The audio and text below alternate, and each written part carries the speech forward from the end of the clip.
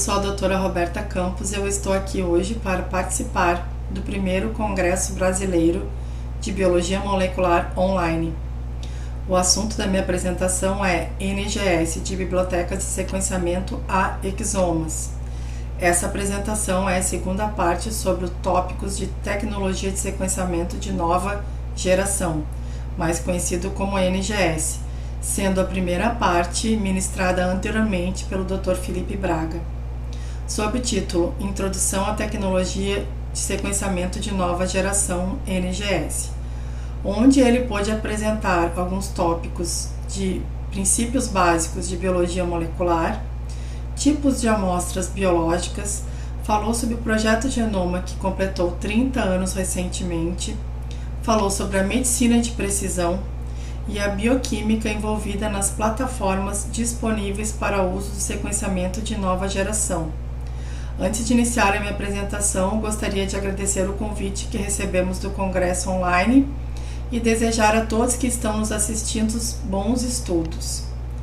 Bom, para a gente começar a falar sobre um projeto NGS, apesar do Dr. Felipe ter explicado anteriormente sobre alguns tópicos envolvidos neste tema, temos que primeiro relembrar o que é e o que faz o sequenciamento NGS.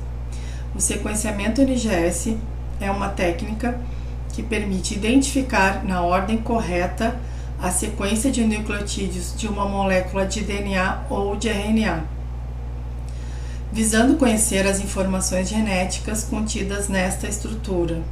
Quando pensamos em realizar e executar um projeto NGS para estudar o genoma ou exoma de um organismo, como por exemplo, um vírus, uma bactéria, uma planta, um animal, um determinado órgão do nosso corpo, um tipo de câncer ou até mesmo um conjunto de organismos que habitam um determinado ecossistema, e estudar a relação entre eles, como por exemplo, a análise de expressão gênica de microbiotas, que em humanos chamamos de microbioma, que é a soma de todos os micro-organismos que residem nos tecidos humanos, compostos principalmente de bactérias benéficas para a digestão de alimentos.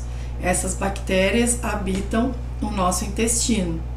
Hoje sabe-se que existem mais bactérias que moram dentro do nosso intestino do que células do nosso corpo. Antes de tudo isso, nós temos que ter em mente que o primeiro passo é fazer um design de um projeto NGS. Mas o que quer dizer isso, um design de projeto NGS?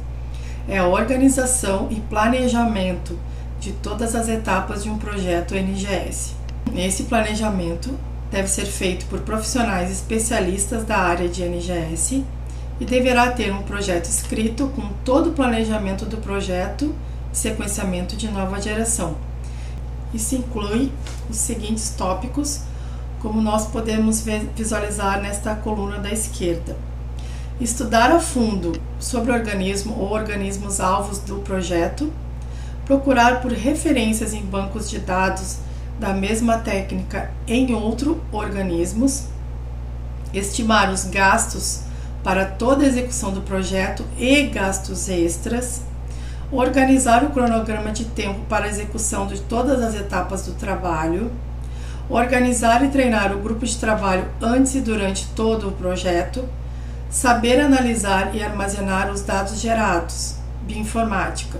Se não souber, existem empresas que prestam esse serviço de análise e armazenamento de dados, com excelência no Brasil, inclusive por empresas brasileiras. Ter um bom coordenador ou consultoria para o planejamento de todo o projeto e fluxo de trabalho.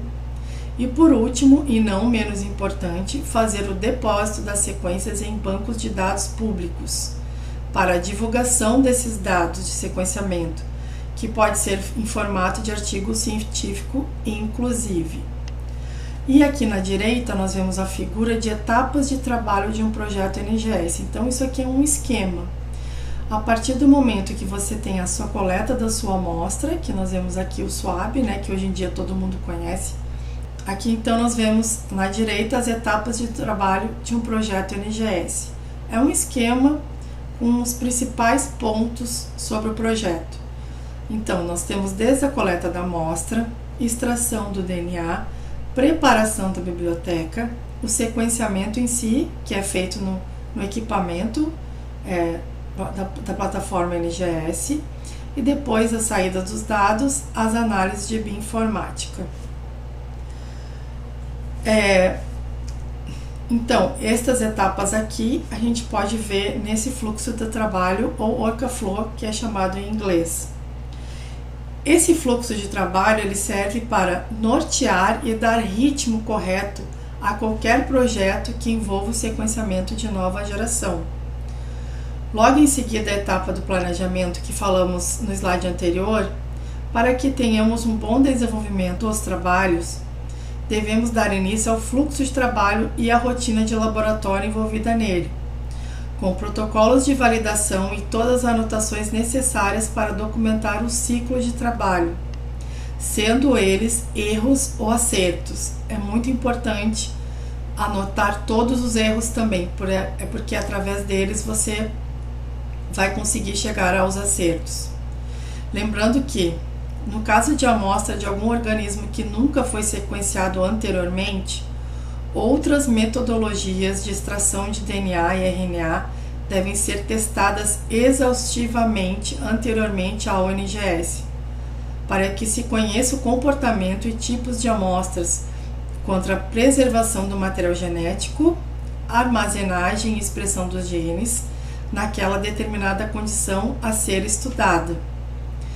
Sendo o NGS uma das técnicas mais aprimoradas e caras para o conhecimento profundo dos genomas ou da expressão genética de qualquer organismo a ser estudado, devemos anteriormente estudar e explorar todas as possibilidades experimentais em laboratório para um bom desenvolvimento, confirmação e complementação dos resultados, com os dados finais vindos do NGS. Nesse slide vamos falar resumidamente sobre todos os passos do fluxo de trabalho e nos próximos slides vamos detalhar cada passo separadamente. O primeiro passo na bancada de trabalho para iniciar um projeto NGS começa com a coleta do material genético do organismo ou do tecido alvo de estudos, como por exemplo, podemos citar o sangue humano como tecido, que vamos chamar aqui de amostra. O segundo passo é a extração do material genético, que pode ser, por exemplo, um DNA ou um RNA de um determinado organismo. Neste caso, de amostra de sangue vai ser extraído o DNA humano do plasma, como por exemplo para a nossa amostra hipotética do fluxo de trabalho. O terceiro passo é a fragmentação e amplificação do DNA, que vai dar início à preparação da biblioteca desses fragmentos. Depois a preparação da biblioteca tem a corrida no equipamento, que aqui nós vamos usar como exemplo o MySeq da Illumina. E a quinta parte, não menos importante, são as análises dos dados gerados por bioinformática. Para facilitar o entendimento durante essa apresentação, vamos falar sobre o sequenciador de nova geração MySeq, da marca Illumina, que nós vemos aqui, tá?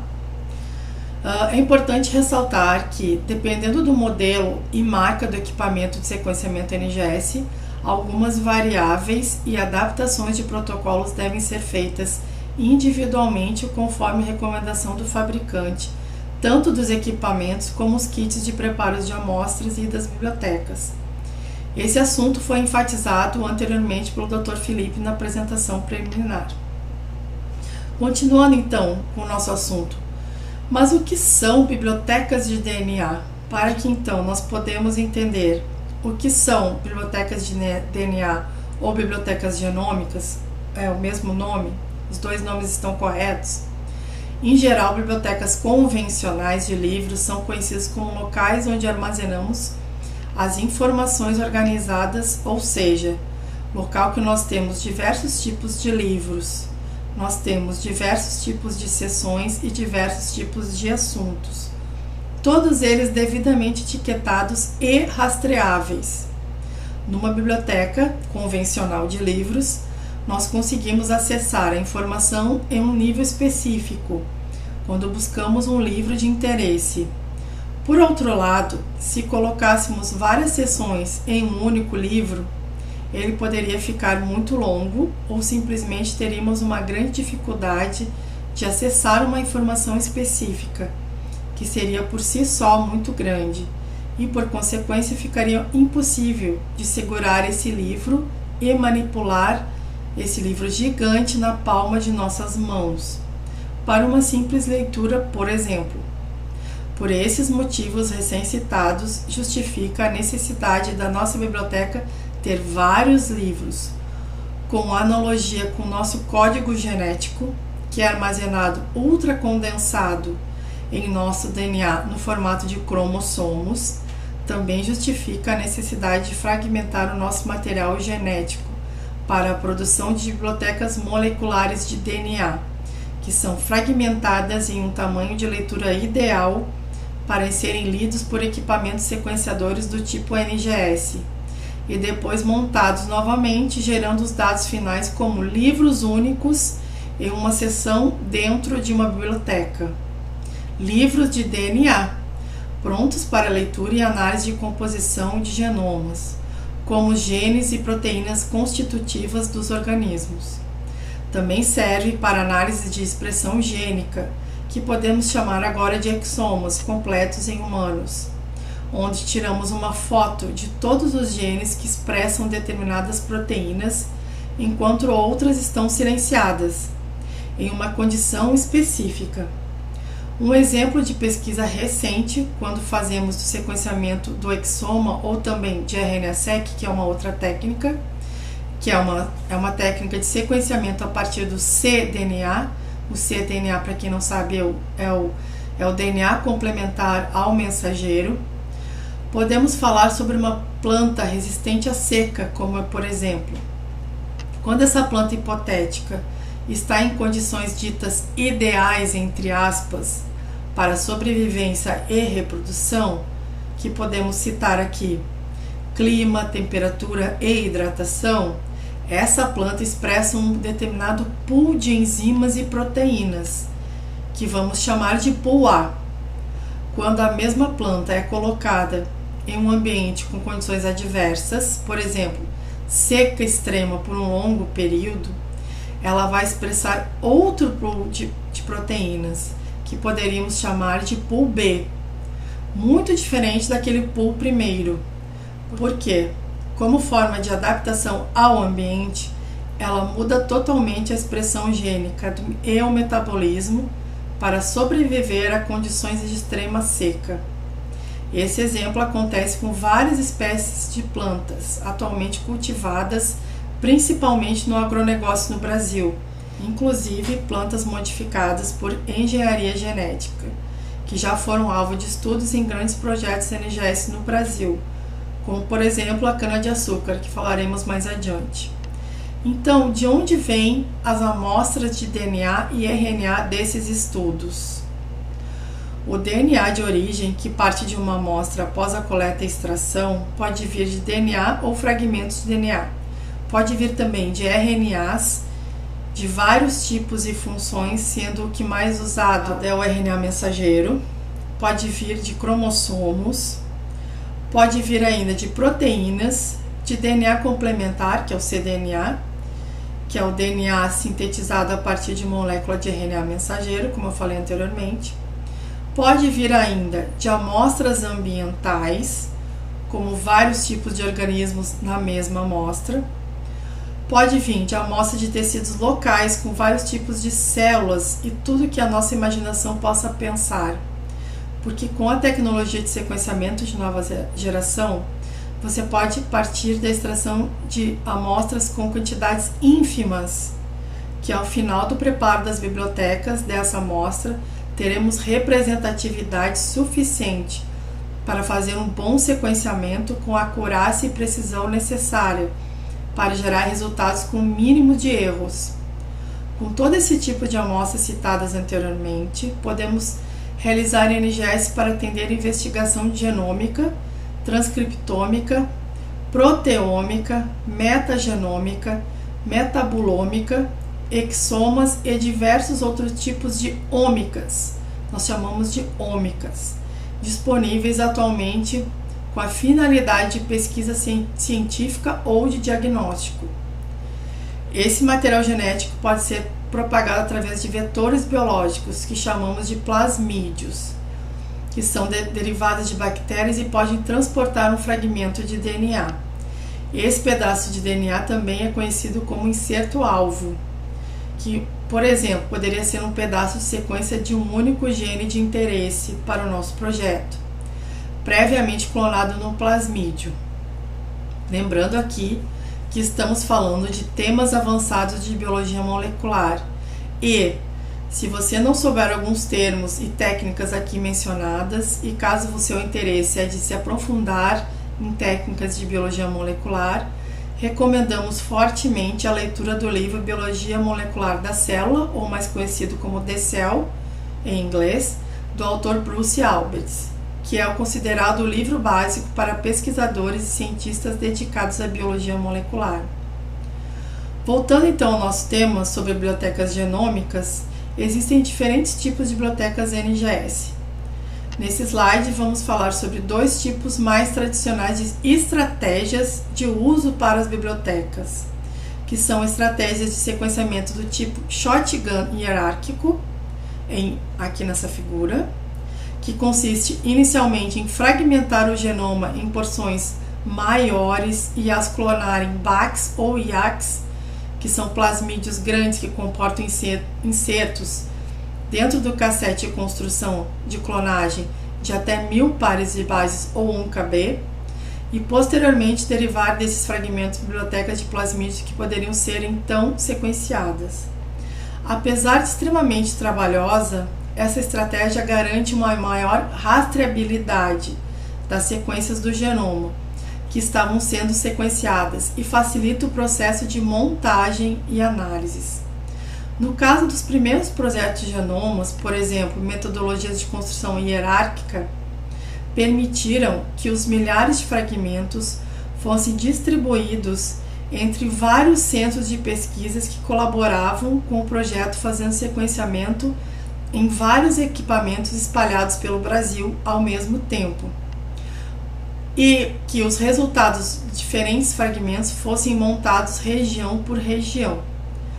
Como, por exemplo, podemos citar os BACs no sequenciamento do genoma da cana-de-açúcar, um projeto realizado entre 2009 e 2012 pelo consórcio BioEM, onde vários centros de pesquisas espalhados pelo Brasil, sendo a maioria localizado no estado de São Paulo e liderado pela professora Gláucia Souza no Instituto de Bioquímica da USP, onde eu tive a honra de participar como pós-doc e trabalhar no laboratório de sequenciamento de nova geração com equipamento 454 da Roche. Esta abordagem se contrasta com a metodologia de sequenciamento shotgun tradicional, ou também chamada Whole Genome Shotgun, que vamos ver aqui nesse lado da direita da figura, onde a clonagem é feita diretamente em plasmídios, o que leva muito mais tempo e trabalho na seleção desses clones positivos, apesar do processo de montagem posterior realizado com fragmentos de uma só vez. É um processo muito custoso para a coleta de todos os clones positivos antes do sequenciamento. Dependendo do organismo-alvo, qual a melhor estratégia de sequenciamento? Eu mesma respondo, depende. Depende do organismo-alvo, depende da montagem, depende do objetivo, depende do tempo, depende do dinheiro, da equipe disponível e de vários outros fatores e que devem ser considerados na fase inicial do design do planejamento, como falamos anteriormente no começo dessa apresentação. Sendo específico a cada projeto individualmente. Então, isso deve ser tudo levado em consideração. Falamos anteriormente nas estratégias para o uso das bibliotecas. Agora vamos falar sobre os tipos de bibliotecas partindo de amostras mais convencionais. Lembrando que, para a técnica de sequenciamento NGS, quase tudo é possível, e atualmente existem vários tipos de bibliotecas partindo de uma infinidade de amostras, inclusive o sequenciamento do material genético de uma única célula, por RNA-seq, Caso você tenha interesse em saber mais sobre esse tema avançado de medicina de precisão, visite o nosso site do Papo de NGS, papodengS.com.br, que é a nossa newsletter número 9. Falamos sobre o artigo Single Cell RNA-seq em câncer de mama e novos alvos terapêuticos, publicado em 18 de agosto deste ano. Mas aqui agora vamos falar sobre os preparos de bibliotecas como amostras convencionais. Dentro desse raciocínio, vamos ter 3 tipos de bibliotecas. As bibliotecas genômicas, onde todo o genoma é representado. A segunda possibilidade é fazer uma biblioteca de um único cromossomo. E a terceira possibilidade é atualmente mais usada para fazer estudos de expressão gênica, que são bibliotecas a partir de amostras de cDNA, que é o DNA complementar ao RNA mensageiro. Essa biblioteca vai representar todos os genes que estão sendo transcritos na forma e na abundância no momento da coleta do nosso material. O que isso quer dizer? Como no exemplo da cana-de-açúcar, que falamos anteriormente, podemos fazer uma coleta de um determinado tecido no nosso corpo, por exemplo, o fígado ou dos rins, porque eles expressam proteínas e enzimas totalmente diferentes e fazer um estudo comparativo entre eles. Esse é um exemplo. Também podemos falar de um exemplo que está super atual hoje em dia, que é um exemplo de biblioteca não convencional aplicado ao NGS. Essa tecnologia vem sendo usada nos últimos 4 anos no mundo e também aqui no Brasil, em laboratórios de diagnóstico e laboratórios de pesquisa.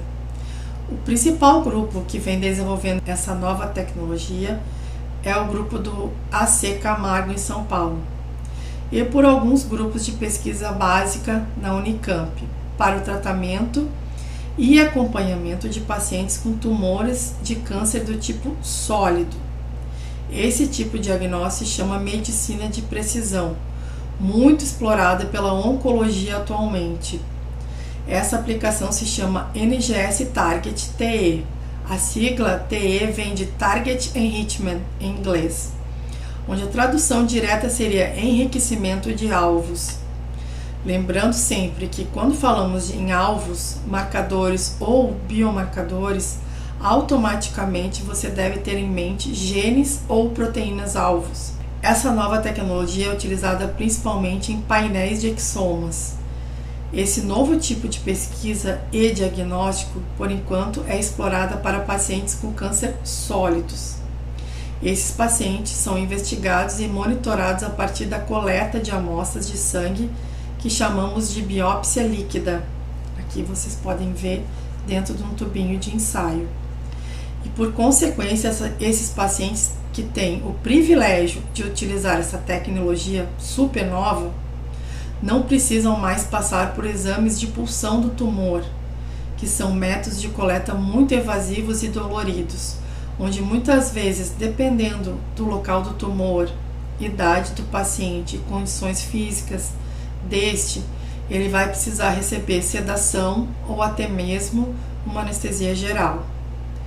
Os médicos chamam isso de humanização dos processos de diagnóstico, com técnicas menos evasivas, sem falar quando se trata, por exemplo, de um câncer infantil, é muito menos evasivo e dolorido por uma criança. Então, continuando a explicar a figura principal, onde nós vemos um capilar humano e na base desse humano em rosa, né, que é esse capilar aqui, rosa claro, e na base desse capilar nós vemos a formação em verde e verde claro, a formação desse tumor sólido, tá? Na circulação sanguínea, então, a gente pode ver vários tipos celulares, como aqui as hemácias, né, que aqui está como RBCs, vemos leucócitos, vemos aqui a coleta do plasma em cima e o DNA. O DNA, nós temos tanto o DNA que na circulação sanguínea desse capilar se cura todos os tipos celulares, como hemácias em vermelho, fagócitos e leucócitos, que são células de defesa, assim como células sadias normais do nosso organismo e células doentes provindas aqui do tumor em verde. O que acontece com essas células? Como que eles utilizam essa nova técnica para fazer o diagnóstico desses cânceres?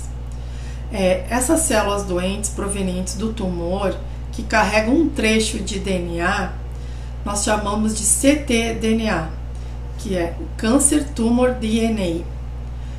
Para ter uma noção de quanto essa técnica NGS pode ser refinada e sensível, temos que saber que a cell-free DNA, nós temos tanto cell-free DNA normais, sem ser doentes, e temos a cell-free, que são ctDNA vindas do tumor, tá? Para ter uma noção de quanto a técnica de NGS pode ser tão refinada e sensível, temos que saber que a cell-free DNA, que é o nome que se dá a essa técnica e, consequentemente, ao preparo desse tipo de biblioteca não convencional, essas células que se originam especificamente de tumores, que são o ctDNA, esses tipos celulares representam apenas 0,01 de 90% do DNA total livre na circulação sanguínea. A hipótese atual é que o ctDNA seja secretado pelas células tumorais, que estão aqui em verde, como uma molécula sinalizadora para conduzir a metástase do tumor para outros locais ou órgãos desse paciente. Isso explicaria a boa parte do espalhamento e disseminação de tumores sólidos em outros tecidos em vários pacientes. Esse tipo de exame é ultra avançado, serve como marcador para o diagnóstico e para acompanhamento da remissiva de tumor de câncer sólido após a remoção deste. Então, esse exemplo que acabei de citar de uma biblioteca com amostra não convencional é um tipo novo de tecnologia utilizada em um dos mais renomados centros de pesquisas do mundo, como o Broad Institute do MIT, em Harvard. Falando um pouco da técnica envolvida neste exemplo, como essas amostras de ctDNA são tão pequenas, tem menos de 300 pares de bases, então neste caso, para essa biblioteca, não é preciso realizar a fragmentação desse DNA para amplificação e o preparo da biblioteca, sendo ele extraído do plasma, do sangue, que chamamos de exame de biópsia líquida, onde são extraídas células-alvo, que neste caso aqui seria o ctDNA, provinda do tumor, que estão em número infinitamente menor na corrente sanguínea, mas que pela técnica de NGS é possível fazer extração e o enriquecimento, e a PCR de amplificação e o uso desse tipo celular para sequenciamento de nova geração e prognóstico do paciente, acompanhamento e prognóstico do paciente. Então aqui nós vemos um esquema de preparo de bibliotecas NGS. Gostaríamos de salientar que, primeiramente, quando nós começamos um projeto NGS e vamos preparar uma biblioteca NGS, nós temos que seguir à risca toda a orientação dos protocolos e dos manuais que vêm junto aos kits de preparo de bibliotecas. Isso depende de cada fabricante. Esses kits são comerciais e, no caso do uso do equipamento Illumina, existem vários kits disponíveis no mercado. Gostaria de lembrar que nós estamos no passo 4 daquele nosso fluxo de trabalho inicial da figura que mostrei no slide 2. Basicamente, os passos de todos os fabricantes de kits são os mesmos, como mostra essa figura, de um kit genérico. Basicamente, os passos de todos os fabricantes de kits são os mesmos, como segue a figura que mostra os componentes de um kit genérico para a preparação de uma biblioteca, onde primeiro fazemos a fragmentação do DNA, que pode ser do tipo mecânica por nebulização ou sonicação, ou uma fragmentação do tipo química através de enzimas de restrição, que é a fragmentação mais usual em laboratórios de pesquisa básica no Brasil. Depois disso, ocorre o reparo das pontas dos fragmentos em blunt end, para que as duas pontas do fragmento possam receber adaptadores fluorescentes, a 3' e a 5' da sequência do fragmento. Cada fabricante chama os adaptadores de diferentes denominações, que pode ser barcodes, adaptadores universais, index, primers, isso depende do fabricante. No caso da Illumina, é usado sequenciamento do tipo pair-end, que nós vemos em azul. Já o sequenciamento single-end, não mostrado aqui, mas que foi falado anteriormente pelo Dr. Felipe Braga na apresentação anterior, o single-end em plataformas da Illumina passou a ser utilizado apenas em casos raros, onde não há vantagem no uso de leituras pareadas, como na análise de microRNAs, que são muito pequenos, em torno de 30 pares de bases. O fluxo de trabalho da plataforma MySeq da Illumina permite tempo de resposta rápida para o sequenciamento de nova geração. O nome dos kits da Illumina para a preparação de bibliotecas mais usual se chama Nextera Flex. Qual é o tempo estimado para o preparo das bibliotecas e a corrida NGS? O tempo de sequenciação, que é o que chamamos a corrida no equipamento, é de 4 horas, geralmente 4 horas, onde inclui clusterização, sequenciamento e chamada de bases, que são avaliadas por qualidade com leituras de superfície dupla para a plataforma MySeq. Junto a isso, a Illumina fornece software de análise e armazenamento de dados aos usuários, o que facilita e barateia os custos de um projeto NGS. Hoje, o tempo para a preparação de biblioteca convencional leva em torno de 5 horas, mais o tempo de corrida do equipamento e análises posteriores.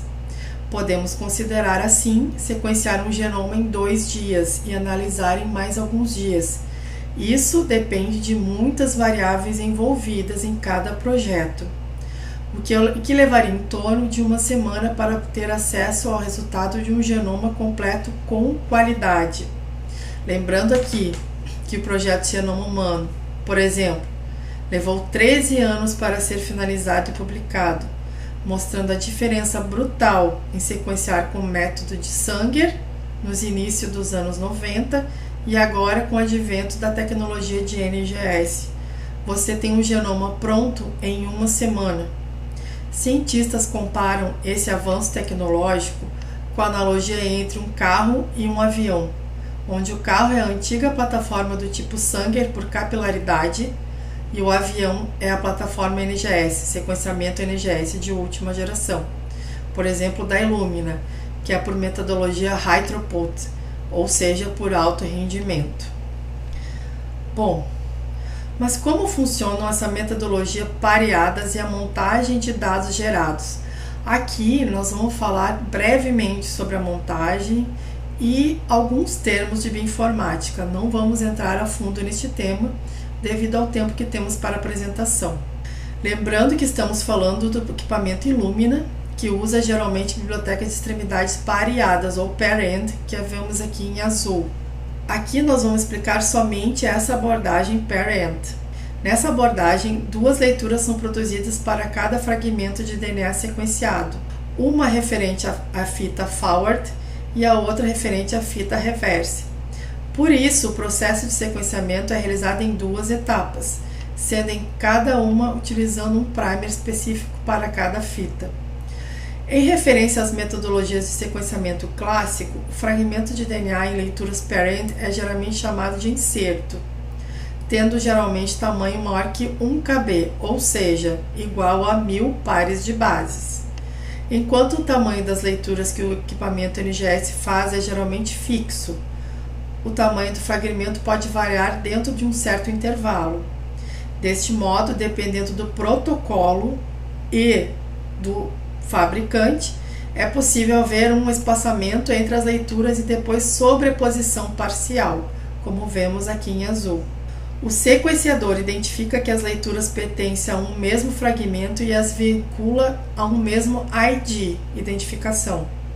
Nas plataformas Illumina, após o processo de base calling, as leituras referentes à fita forward são armazenadas num arquivo chamado R1, enquanto que as referentes à fita reverse são colocadas em um arquivo R2. A ordem dos fragmentos é a mesma em ambos os arquivos.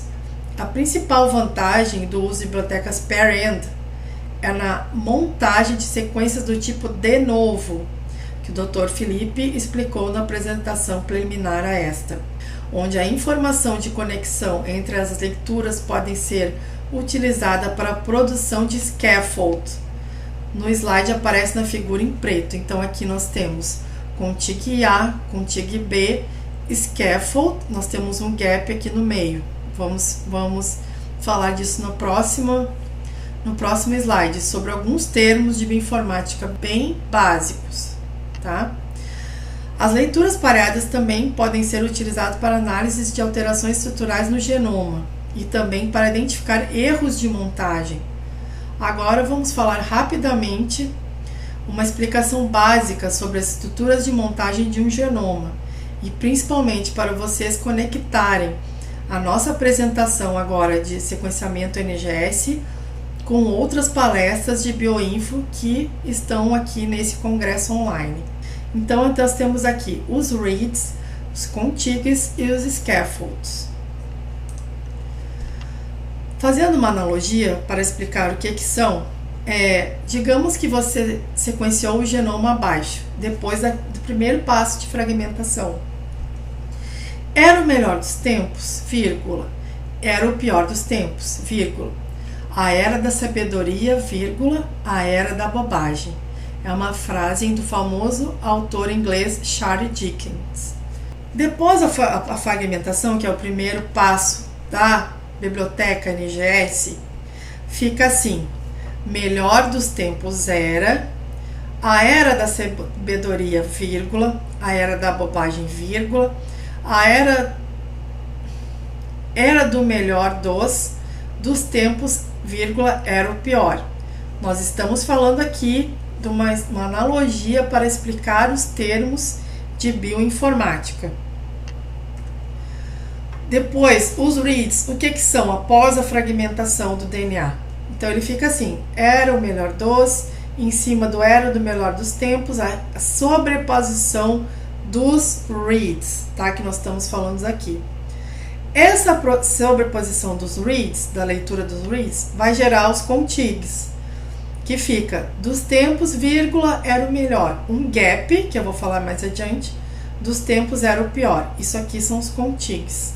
E que são os scaffolds? É a junção desses dois contigs. Contig 1, contig 2. Nessa slides, contigo A, contigo B, tá? Então, nós temos contigo A, contigo B. Então, na montagem, depois que nós identificamos o gap, onde falta a sequência aqui no meio, fica os scaffolds. Era o melhor dos tempos, vírgula, era o pior dos tempos. Uma analogia. E o que é a montagem dos genomas? É um processo de reconstrução da sequência de DNA original de um organismo a partir dos reads. O que são os reads? Aquelas leituras que foram formadas após a fragmentação do DNA. Então, nós temos aqui um genoma, aqui vamos dizer que o DNA estava intacto, nós fragmentamos, passou por dentro, fez todo o preparo de biblioteca, foi para o equipamento sequenciador. No sequenciador, então, nós temos a leitura dos reads, nós temos a sobreposição, e nós temos os contigs. Então, nós temos aqui contig A, contig B, contig C, contig D. No meio desses contigs, nós temos uma região onde não tem leitura, que nós vamos ter que trabalhar a profundidade desse genoma para achar essa leitura aqui. Quando nós achamos, nós formamos os scaffolds. Então, aqui são termos básicos de bioinformática, só para vocês ligarem a outras apresentações que estão por vir ou que já foram feitas antes das nossas. E após o sequenciamento, o que a gente faz? Então, é o passos de montagem, como nós falamos aqui. Então, nós temos os passos para a montagem. Temos a produção do sequencing reads, que são a leitura dos reads, até 8 vezes o tamanho do genoma. Isso depende muito de cada genoma. Aqui é um exemplo de 8 vezes, mas podemos ter de 10, de 20, de 30 vezes. Isso é quantas vezes eu passei naquela mesma região de leitura, tá? Montagem dos contigs, que eu expliquei antes, identificação dos gaps reais e virtuais, fechamento dos gaps, o gaps já expliquei, são regiões, buracos, onde a gente não tem leitura, e publicação do genoma em bancos de dados de referência, de Genbank, ou, dependendo do genoma específico, tem bancos específicos para depósito dessas referências, tá? Então, aqui só mostrando de novo essa mesma figura aqui. Então, nós temos a leitura dos reads, a sequência dos contigs, os scaffolds, o mapeamento, que por analogia, por exemplo, vamos dizer que nessa montagem tem um gap insolúvel que não passou nenhuma leitura naquela região. Então, por analogia com outros genomas, proteínas e genes, nós vamos fazer analogia com outros organismos e ver qual é a base que mais aparece naquela região. E aí a gente pode montar por analogia, tá? Qual é, então, o papel da bioinformática nas análises de NGS? A combinação de profissionais habilitados da computação, algoritmos, softwares e infraestrutura computacional, com múltiplos processadores, gigabytes de memória e terabytes de armazenamento de dados, define o cenário atual da bioinformática, que é essencial nas análises de dados após o término do sequenciamento NGS.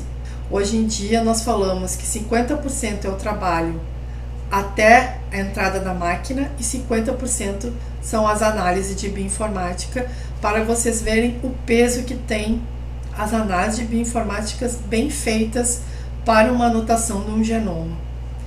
Esta área é conhecida por desenvolver pipelines, que são chamados fluxos de análises, que unificam diferentes técnicas computacionais, agrupam bancos de dados de mutações e informações clínicas, trabalhando sempre com grande volume de dados, o que nos transporta para o mundo chamado Big Data e a Internet das Coisas, que não é tema aqui da nossa apresentação, mas eu que recomendo fortemente que vocês leiam sobre esses temas. Então chegamos na parte do exomas. O que são exomas, né? A gente ouve falar muito de genomas, mas o que são exomas? Aqui então nós temos uma figura bem simplificada para dar um exemplo do que é o exoma da gente, ou de um organismo, de uma maçã, de uma macieira, de uma planta, de um inseto, qualquer organismo. Então nós temos o DNA, como se fosse uma fita simples aqui. Dentro daquele DNA eu vou ter regiões de exons, que são regiões que são codificadas para o RNA mensageiro, e eu vou ter regiões intrônicas, que não são codificadas para o mensageiro. Quando eu junto esses exons após o RNA mensageiro, eu vou ficar só com as partes em amarelo. Essas partes em amarelo, sem a parte dos introns, que antigamente, muito antigamente, se chamava de lixo, mas hoje sabe-se que tem muita informação genética também dentro dos introns. Essa parte só em amarelo, quando nós juntamos, que seria o RNA mensageiro, é a parte que nós chamamos de exomas. Então, para você ver a representatividade em tamanho disso, o whole genome, que é o genoma todo em inglês, é equiparado a toda a maçã. E o exoma, que parte que é de 1 a 2% de toda a maçã, ou seja, de todo o nosso genoma, de todo o nosso código genético, de 1 a 2% é composto de exoma, tá? Então, ainda, o que é um exoma, para ainda ficar mais claro, se alguém tiver alguma dúvida, dando prosseguimento ao principal tema da nossa palestra, nós perguntamos: o que é um exoma?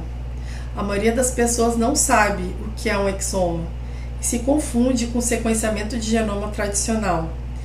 Etimologia e origem da palavra genoma, do grego ginomai, que quer dizer nascer, e do latim oma, que quer dizer grupo, nascer de um grupo, é a palavra genoma, que representa o conjunto de genes de um indivíduo, ou de uma planta, ou de um inseto. Mas e o exoma, o que quer dizer? É a parte expressa do genoma. Por isso, cientistas que desenvolveram essa técnica denominaram o prefixo X, de expressão gênica, com uma parte do genoma que vem do inglês exome, sendo o ome final da palavra genome, formando a palavra exome. Exoma é a fração do genoma que codifica os nossos genes. O genoma humano é composto de 3 bilhões de bases, sendo que os genes codificantes compõem somente de 1 a 2% do total, seta que nós vemos aqui em gene, Protein Coding Genes. Tá? Aqui nós vemos todos os componentes do genoma. Mas quais as aplicações que nós utilizamos o NGS? Bom, nós utilizamos desde genotipagem, utilizamos para identificação humana forense, a polícia utiliza muito, para metagenomas, detecção de mutações, exames de mutações, doenças raras, análise de expressão gênica, detecção de aneuploidias, também outras doenças muito importantes, sequenciamento de genomas completos, como por exemplo o Covid-19, SARS-CoV-2, sequenciamento de novo, são sequências novas que nunca foram sequenciadas, e sequenciamento de exomas. Outras aplicações que hoje nós temos muito importante para o uso do sequenciamento de nova geração é a cura principalmente de doenças. As aplicações do uso do sequenciamento de nova geração atualmente são incontáveis para a ciência e para a tecnologia mundial, que podemos citar desde a cura de doenças como câncer, várias outras doenças contagiosas como vírus, bactérias e fungos, atualmente com a pandemia de coronavírus, SARS-CoV-2, com as vacinas que estão em desenvolvimento contra o novo coronavírus, todas elas usam sequenciamento de nova geração. Ainda, na área de biologia sintética, nós temos criação e fabricação de novos medicamentos, modificação de células de defesa com DNA programado, reconhecer e matar somente células defeitosas como o câncer, as chamadas natural killers, que nós vemos aqui. Então, geralmente eles pegam células de defesa, monócitos, por exemplo, e colocam sequências que vão identificar só células defeituosas dentro do nosso organismo, que geralmente são providas de um câncer. Outras aplicações do NGS, compostos sintéticos extraídos de plantas contra doenças negligenciadas, como a malária, que é essa foto dessa menina na África segurando o cartaz dizendo que a malária mata. Então, através da biologia sintética, eles fizeram medicamentos extraídos das plantas que agora tem uma cura para a malária. Temos ainda a biologia sintética em outras empresas ligadas à sustentabilidade e ao meio ambiente. Como todos nós sabemos, o rinoceronte branco africano e o rinoceronte negro asiático estão entre as 5 espécies com maior risco de extinção em nosso planeta, por pura ignorância da humanidade, devido à caça predatória por culturas e tradições de mitos das medicinas orientais, ligados a uma boa saúde, entre aspas, e até mesmo a fabricação e venda de cosméticos ilegais. Pois é, agora existe uma startup na Califórnia que quer salvar os rinocerontes da extinção. A startup se chama Pembient, que quer salvar o rinoceronte da extinção. Através da biologia sintética, eles estudaram toda a composição dos chifres dos rinocerontes, desde as proteínas, minerais e a bioquímica envolvida na construção. E agora essa startup está fazendo chifres cultivados em 3D, com 99% de identidade com os chifres naturais. Aqui vocês veem então, né, o rinoceronte branco, e aqui infelizmente foi uma apreensão que eles fizeram na China. Aí vocês têm, para ter noção, né, cada chifre desses pertencia a um rinoceronte, por isso que eles estão em extinção. Então, é com essa mensagem bonita e com essa foto linda da mamãe e bebê rinoceronte que eu termino a minha apresentação para o congresso online, E gostaria de agradecer muito o convite de estar presente nesse congresso e poder passar um pouquinho da nossa experiência de 10 anos com sequenciamento de nova geração, eu e o Dr. Felipe. Então, nós deixamos aqui à disposição o nosso e-mail, que é o papodngS@gmail.com, e também o nosso site, para quem quiser se aprofundar mais e saber o que nós fazemos no nosso projeto Papo de NGS. Agradeço a todos que nos assistiram e um abraço a todos e até mais.